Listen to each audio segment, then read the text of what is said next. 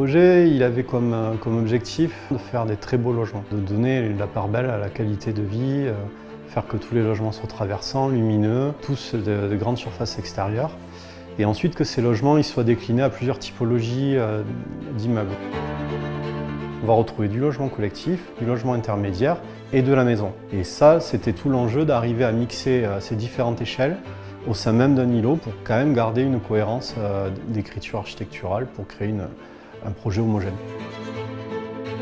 Notre posture est de faire de très beaux logements. La qualité lumineuse du logement en fait partie. On défend en fait depuis pas mal de temps à l'agence l'idée de créer de grandes ouvertures sur l'extérieur, mais le tout dans une économie de moyens, une économie de projet. La menuiserie prenait tout son sens, la déclinaison de cette menuiserie aussi pour avoir un lien avec l'extérieur important. C'est pour ça aussi qu'on a insisté pour avoir de la menuiserie aluminium sur des projets de logement où l'économie fait qu'on a plutôt tendance à aller vers des menuiseries en PVC. Donc là, la particularité, c'est qu'on a mis des pommelles cachées, donc c'est aucune pommelle apparente. On a une contrainte qui a été acoustique, donc on a des verres qui sont assez performants sur ces fenêtres-là au niveau du logement.